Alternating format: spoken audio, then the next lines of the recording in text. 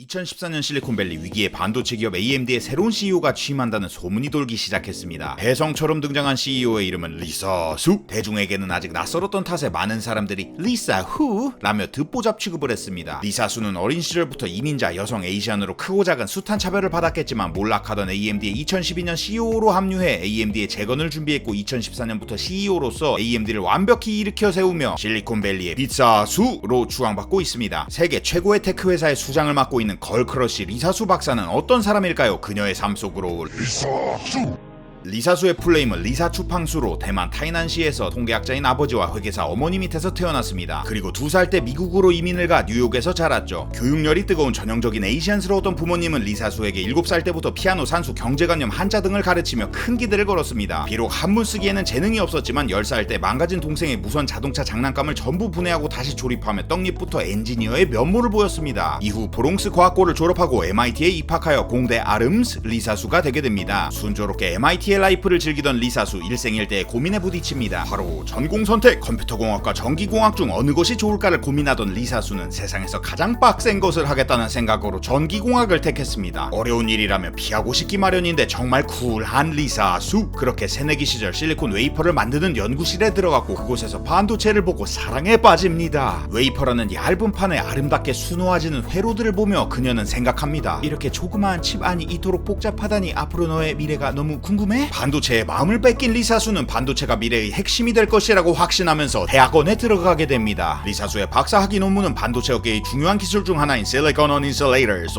기술에 대한 것인데요. 이 기술은 간단히 말해 실리콘 웨이퍼 표면과 하층 사이에 얇은 절연막을 추가해 직접 회로를 만드는 기술입니다. 이 공정 기술의 난이도가 높지만 고전압 고온에서도 저전력으로 빠르게 동작할 수 있는 칩을 만들 수 있죠. 이렇게 의미 있는 박사 논문을 만들어낸 리사수를 지도 교수님이 가만둘 리 없습니다. 수, 배움에는 다 때가 있어. 한번 공부를 손 놓으면 다시 하기 힘들단다 라며 그녀가 학계에 남길 바랬죠. 하지만 도전정신 넘치는 리사수, 연구자와 기업인 2마리 토끼를 모두 잡겠다는 마음으로 대학원 탈출. 1995년 첫 직장으로 텍사스 인스트루먼트에 입사하게 되고 1년도 안 돼 IBM으로 이직하게 됩니다. IBM 연구소에서 수는 장치 물리학을 연구하게 되는데요. IBM의 젊은 에이스로 맹활약을 펼치게 됩니다. 그중 유명한 활약으로는 금속 배선과 관련된 업적이 있습니다. 반도체는 회로 패턴에 따라 전기 신호가 흐르기 위한 길을 만들어줘야 하는데요. 이 길을 만드는 작업이 배선입니다. 이 당시 반도체 금속 배선으로 주로 사용되던 표준은 알루미늄이었는데 속도가 느리고 수명이 짧다는 단점이 있었습니다. 더 나은 금속 재료로는 구리구리 CU-코퍼 구리가 있었지만 당시에는 구리의 불순물을 잡는 것이 너무 어려웠습니다. 그런데 리사수가 이 문제를 해결하게 되고 금속 배선 재료가 알루미늄에서 구리로 바뀌어 기존의 칩보다 20% 더 빠른 칩을 만들어내게 됩니다. 구리 배선은 현재까지도 주류를 이루고 있죠. 이후에도 수는 IBM에 재직하면서 수십 편의 논문을 발표하며 전문성을 갈고 닦게 되는데요. 이 능력자를 사람들이 가만둘 리 없습니다. IBM의 메인프레임부터 오리지널 컴퓨터까지 도맡았던 전설적인 엔지니어 니콜라스 도노프리오는 리사수의 출중한 능력을 한눈에 알아봤습니다. 도노프리오는 리사수를 당시 IBM CEO의 기술 자문으로 추천했고 덕분에 리사수는 CEO 바로 옆에서 사업과 경영자 마인드를 익히며 기업 경영에도 조금씩 눈을 뜨기 시작합니다. 회사에서 계속 인정을 받던 리사수, 결국 새로운 도전적인 프로젝트를 맡게 됩니다. 기존의 PC와 서버에 들어가는 하드웨어 시장이 아닌 비디오 게임기 시장에 배치됐는데요. 리사수는 어김없이 해냅니다. 소니, 도시바와 콜라보로 차세대 프로세서를 개발하고 플레이스테이션 3와 엑스박스 360의 CPU를 탑재하며 비디오 게임 시장에 데모로 거듭났습니다. 신사업 성공으로 자신감을 얻은 리사수, 이제 회사 전체를 지휘하는 경영자를 꿈꾸게 되는데요. 생각보다 기회는 금세 찾아왔습니다. 2007년 모토로라의 반도체 부분을 따로 떼서 만든 프리스타일이 아닌 프리스케일이라는 반도체 제조회사에서 리사수를 최고 기술 책임자로 부른 것입니다. 리사수는 프리스케일에서 약 1조 원 규모의 네트워킹 칩 사업부를 진두지휘했는데요. 능력을 인정받아 바로 또 2009년 부사장 겸 총책임자로 승진. 이어서 프리스케일의 기업 공개 상장 미션까지 완수하며 진정한 경영자의 자질을 드러내기 시작합니다. 리사수가 화려한 이력을 쌓으며 승승장구하고 있던 이때 오랜 멘토 도노프리오가 그녀를 저녁 식사에 초대합니다. 도노프리오는 당시 IBM에서 퇴직하고 AMD 이사회에 속해 있었는데 AMD의 존폐 위기 속에서 다시 기업을 살릴 수 있는 어벤져스를 모집하고 있었죠. 도노프리오는 리사수의 강한 도전 정신과 경영자로서의 꿈을 알고 있었고 그녀에게 AMD의 경영진 자리를 제안하게 됩니다. 리사수는 바로 콜을 외치게 되고 2012년 1월 AMD의 부사장 겸 총괄 매니저로 침몰하던 AMD 배에 탑승하게 됩니다. 당시 AMD의 상황은 정말 최악이었습니다. 야심차게 내놓은 차세대 아키텍처 불도저는 이름 그대로 회사를 밀어버렸고, CPU와 GPU를 합쳐놓은 새로운 제품군인 APU는 짜장면도 짬뽕도 아닌 애매한 짬짜면이 되면서 회사를 말아드셨습니다. 핵심 엔지니어들은 삼성전자나 엔비디아 등으로 줄줄이 도망치듯 이직했습니다. 능력과 이력에서 빠질 것이 없는 리사수 누님인데, 그런 상태의 AMD에 왜 콜을 외치며 합류했을까요? 리사수는 한 인터뷰에서 그 이유를 말하게 됩니다. 잘 나가는 기업은 쉬운 선택지이지만 저에겐 매력이 없었습니다. 어려운 문제를 해결해야 인정받을 수 있고 체질적으로 그런 상황을 좋아합니다.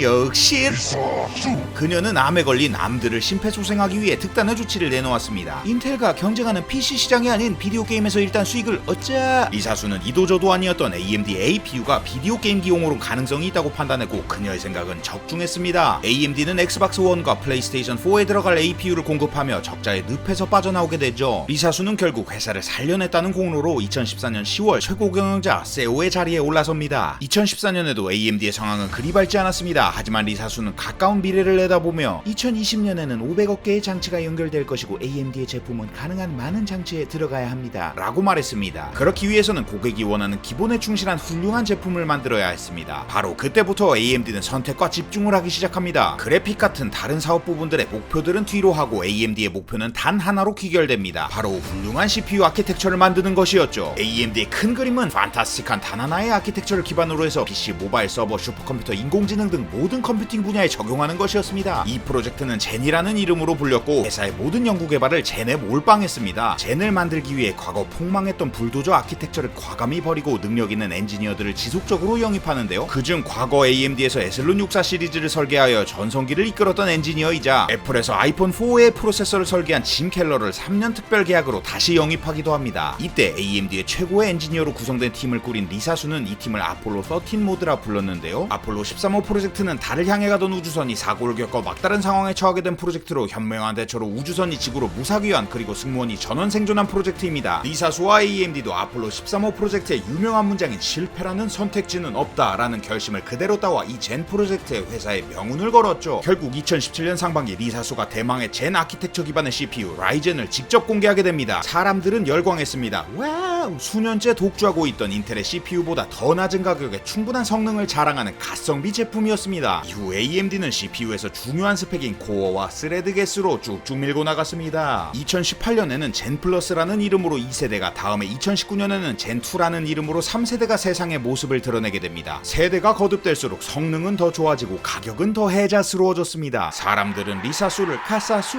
비사수로 부르며 열광하기 시작했습니다. AMD의 젠 2가 인텔 CPU의 성능과 가격을 모두 안정적인 수준으로 앞지른 것은 정말 놀랄만한 일이었는데요. AMD는 인텔이 14나노미터의 CPU를 생산하고 있던 2019년에 7나노미터급 미세공정 CPU를 내놓으며 기술력을 뽐낸 것입니다. 붐붐. 이 기세를 몰아 2020년 리사수는 세계 최대 가전박람회 CES에서 밝은 얼굴로 세계 최초로 64코어를 가진 데스크탑용 CPU를 선보였습니다. 코어의 수가 늘어날수록 속도가 빨라지고 성능이 좋아지는 것은 어찌 보면 당연해 보이지만 말처럼 쉬운 일만은 아닙니다. 사공이 많으면 배가 산으로 가는 법, 코어를 늘릴수록 연산이 어려워지고 오류가 생기는 등 꼬이는 경우가 많아 코어 수를 마구 늘리는 것은 굉장히 힘든 일입니다. 하지만 리사수 누님을 필두로 AMD는 이 고난이도의 미션을 해결했고 코어 수 경쟁에서 다시 한번 인텔에 한 방을 먹인 것입니다. 2020년 10월 AMD 리사수는 4세대 젠3에 대한 발표를 하게 되는데요. 과거에 비해 가성비적인 메리트는 많이 줄어들었지만 멀티코어뿐만 아니라 싱글코어 성능에서도 인텔을 이겨버리며 성능으로 치고 나가는 모습을 보여주게 됩니다. 반면에 한때 외계인을 납치하고 고문해서 기술을 뜯어내서 제품을 만든다 라는 취급을 받았던 인텔은 이제 외계인을 리사수 누님에게 뺏긴 건지 현재 10나노미터대 공정에서 멈춰 있습니다. 인텔은 7나노미터 공정 반도체 출시를 당초 계획에서 미뤄 2022년 말이나 2023년에 생산할 수 있다고 발표하며 쓰라린 패배를 인정하게 되죠. 결국 AMD는 데스크톱 CPU 시장에서 11분기 연속으로 점유율을 끌어올립니다. PC용 CPU 이외에도 GPU, 서버용 등 가성비를 자랑하며 점유율을 계속해서 올렸고, 그 결과 2015년 투자 부적격 판정을 받았던 AMD의 시가총액은 21억 달러에서 2020년 8월 기준 961억 달러로 무려 45배 늘어납니다. 에이씨. 결국 리사수 2017년 포브스 위대한 리더 50인에 선정, 2019년 S&P 500기업의 상장사 CEO 중에 연봉 1위에 등극합니다. 모든 언론 심지어 안될 과학마저도 가사수 누님을 연호하게 되죠. 이렇게 현 시대 최고의 경영자로 승승장구하고 있는 리사수. 하지만 그녀는 회사에서나 대외적으로 자신을 CEO가 아닌 닥터라 불러주길 원한다고 합니다. 본인이 세오보다 박사라는 호칭을 더 좋아하기 때문인데요. 스스로 연구자 출신이라는 것에 대한 자부심이 느껴지는 대목입니다. 실제로 수는 2017년 MIT 졸업생들 앞에서 이런 말을 합니다. 대부분의 회사에선 MIT 박사가 하버드 MBA 밑에서 일을 합니다. 저는 이게 이상하다고 생각합니다. 미래에는 엔지니어, 과학자 출신의 경영자가 더 많아질 수 있도록 함께 꿈꾸고 나가길 바랍니다. 역시 리사수. 이런 뼛속까지 공대 마인드의 리사수의 업적이 더 부각되는 것은 그녀가 바로 엔지니어 출신 그리고 아시아계 이민자 출신이면서 실리콘밸리 반도체 기업 최초의 여성 CEO가 됐다는 것입니다. 하지만 정작 리사수는 그렇게 생각하지 않았습니다. 저는 그냥 새로운 CEO일 뿐입니다. 소수계라는 생각도 없습니다. 편견과 맞서 싸워야 한다는 인식도 거의 없습니다. 그저 혁신과 기업 경영을 위해 최선을 다할 뿐이죠. 라는 명언을 남깁니다. 하지만 우리는 모두 알고 있습니다. 그녀는 살아오면서 숱한 편견과 차별을 맞서야 했겠죠. 겉으로 내색하지 않고 쿨하게 실력으로 증명한 멋진 공학자 리사수. 그녀는 항상 자신이나 회사의 업적에 대해 말할 때도 믿고 맡겨준 사람들 그리고 함께 일해준 사람들에게 공을 돌리며 겸손함을 보이기도 합니다. 일부러 공을 들여 화려하려고 노력하지 않기 때문에 더 화려하고 존경스러운 반도체 공학자 리사수. 그녀의 멋에 감탄을 하며 오늘의 과학자 열전 아니 공학자 열전 이만 마칩니다. 약이었습니다. Else I can learn for you. Excuse me, ma'am, do you speak English? Yes, I do. Well, you're Marty's Random Person, the first one of the year. How are you and what are you doing on the grid? I'm doing great. I'm with AMD, so we're sponsoring the Ferrari car.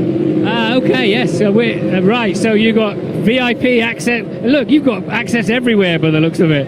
So that's the secret. Become a sponsor of Ferrari. Yes, thank you. It's great. Fantastic. All right, good to see you. Thanks.